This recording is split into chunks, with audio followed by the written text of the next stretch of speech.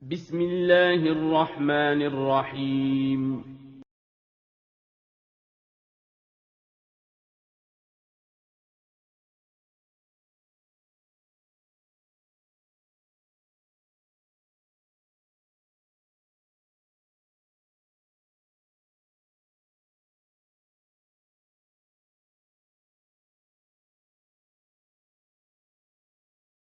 Bismillahirrahmanirrahim. Assalamualaikum warahmatullahi wabarakatuh. Hai adik-adik, bertemu lagi dengan Ustadz di pelajaran fikih hari ini ya, Masya Allah. Gimana kabar adik-adik? Sehat semua? Saya harap adik-adik dalam keadaan sehat walafiat ya, Masya Allah. Nah, sebelum kita memasuki pelajaran, alangkah baiknya kita membaca doa terlebih dahulu. Mari kita baca doa bersama-sama. Allahumma inni as'aluka ilman nafi'an wa rizqan thayyiban wa amalan mutaqabbalan. Nah, adik, semoga apa yang kita akan pelajari di hari ini menjadi berkah dan bermanfaat ya, dan menambahkan keilmuan kita. Amin. Mari kita masuki pelajaran kita hari ini.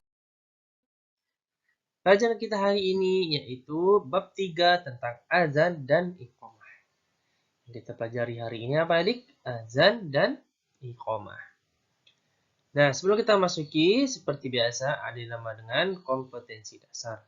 Apa saja kompetensi dasar tersebut? Ya, kompetensi dasar hari ini ada 4. Yang pertama, menyebutkan syarat sahnya azan dan iqamah. Nah, jadi azan tidak sembarang azan, ada syarat-syaratnya yang menjadikan azan tersebut sah atau diterima. Dan yang kedua ada menjelaskan hal-hal yang disunahkan dalam azan.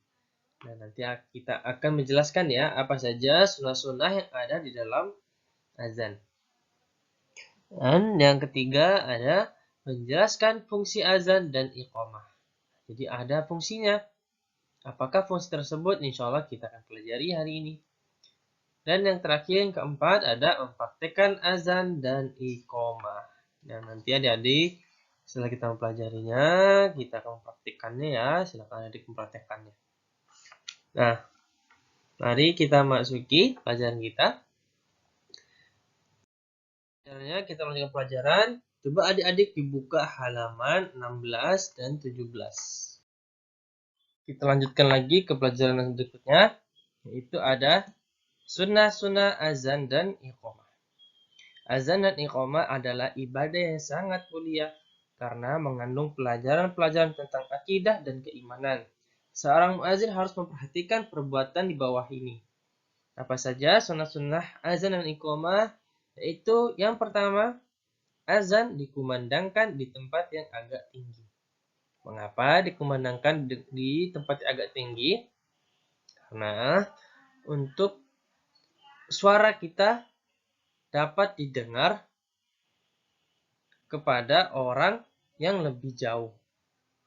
Tapi di zaman kita, alhamdulillah sudah ada yang namanya sound speaker atau mic. Jadi, insya Allah di dalam masjid pun orang yang jauh dapat mendengarkan azan. Dan yang kedua, sunnah yang kedua yaitu muazin dalam keadaan suci. Maksudnya apa? Muazin dalam keadaan suci yaitu seorang muazin telah berwudu, telah suci dari hadas. Ini adalah salah satu sunnah ketika azan dan iqamah. Yang ketiga ada menghadap kiblat. Jadi sunnahnya dalam azan itu adalah menghadap kiblat. Yang keempat ada meletakkan jari telunjuk di kedua telinga. Nah, jadi saat kita mengumandangkan azan, jari telunjuk kita ini terletak di kedua telinga kita. Seperti adik-adik yang sering lihat ketika muazin di masjid azan. Selanjutnya ada menoleh ke kanan ketika membaca hayya 'alas shalah dan menoleh ke kiri ketika membaca hayya 'alal falah. Jadi seorang muazin ketika dia mengumandangkan azan dengan kalimat hayya 'alas shalah, dia harus menoleh ke kanan. Sunnahnya dia menoleh ke kanan. Dan ketika dia melafazkan hayya 'alal falah, dia harus menoleh ke kiri. Itu sunnahnya. Dan yang keenam, melafalkan as-salatu khairum minan naum 2 kali pada azan subuh. Jadi pada azan subuh sunnahnya dalam azan terdapat as-salatu khairum minan naum. Dan yang ketujuh ada melafalkan azan dengan jelas dan tartil. Ini sunnah yang diperhatikan adik-adik ya. Kalau seseorang azan akan tetapi suaranya tidak jelas, nah ini sedikit mengganggu. Jadi yang harus diperhatikan ini seseorang muazin adalah dia harus melafalkan azan tersebut dengan jelas dan tartil. Ini salah satu dari sunnah azan. Yang kedelapan, azan dikumandangkan oleh orang yang keras suaranya. Nah, ini salah satu sunnah. Seperti tadi yang pertama, yaitu untuk manfaatnya untuk dapat didengar oleh orang yang lebih jauh dari masjid. Tapi insya Allah untuk zaman ini ada mikrofon, jadi insya Allah walaupun dalam masjid, orang yang jauh pun dapat mendengarkannya. Dan yang kesembilan, ada orang yang iqamat adalah orang yang azan sebelumnya. Jadi salah satu sunnahnya itu orang yang iqamat adalah orang yang azan tadinya. Jika di salat zuhur si A mengumandangkan azan, maka sunnahnya si A tersebut iqamah untuk mendirikan sholat. Itu salah satu sunnah. Dan yang ke-10 ada disunahkan untuk mengikuti apa yang dilafalkan muazzin. Nah, contohnya seperti ini maksudnya untuk orang-orang yang mendengarkan azan tersebut. Seperti contohnya ketika muazzin mengumandangkan azan dengan lafal Allahu Akbar, maka orang yang mendengarkan azan mengucapkan juga Allahu Akbar. Dan seterusnya. Kecuali dalam kalimat hayya 'alas shalah dan kalimat hayya 'alal falah. Ketika seorang muazzin mengatakan hayya 'alas shalah, hayya 'alal falah, maka seseorang yang mendengarkan itu sunnahnya mengucapkan la haula wala quwata illa billah. Dan yang terakhir, ke-11 adalah bersalawat dan berdoa ketika selesai azan.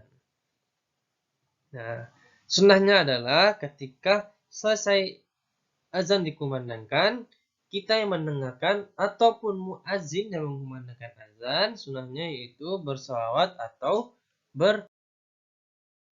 apa doanya?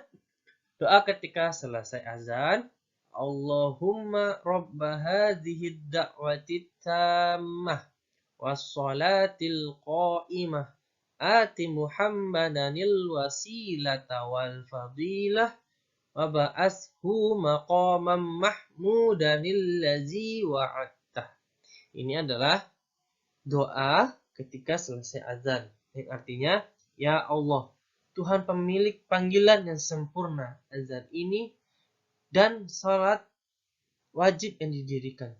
Berilah al-wasilah derajat di surga dan al-fadilah keutamaan kepada Nabi Muhammad dan bangkitkanlah beliau sehingga bisa menempati kedudukan terpuji yang engkau janjikan. Nah, sunnahnya kita setelah mendengarkan azan maupun muazzin yang mengumandangkan azan yaitu berdoa. Nah, kita lanjutkan yaitu fungsi azan dan iqamah. Fungsinya ada yang pertama, azan berfungsi memberitakan kepada manusia bahwa waktu salat telah masuk. Jadi, fungsi azan yang pertama yaitu memberitahu kepada manusia bahwasanya waktu sholat telah masuk. Jadi orang-orang yang sedang kerja, orang-orang yang sedang berjualan, semuanya harus berhenti untuk melaksanakan sholat.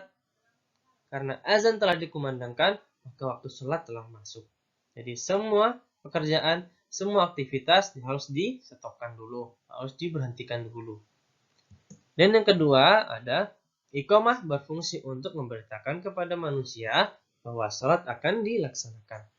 Jadi iqamah berfungsi untuk memberitakan bahwasanya sholat akan dilaksanakan.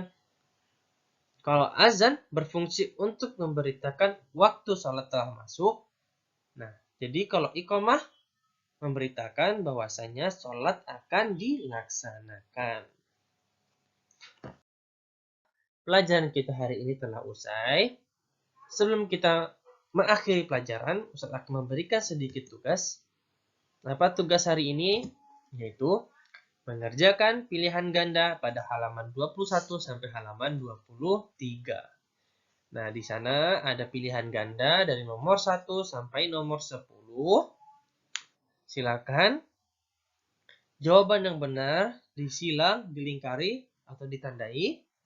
Dan Ustaz harap dalam mengerjakan harus berhati-hati, harus lebih teliti lagi. Setelah mengerjakan, silakan mengumpulkan ke Telegram dengan nomor yang Ustaz sudah cantumkan di video ini. Pelajaran kita hari ini telah usai.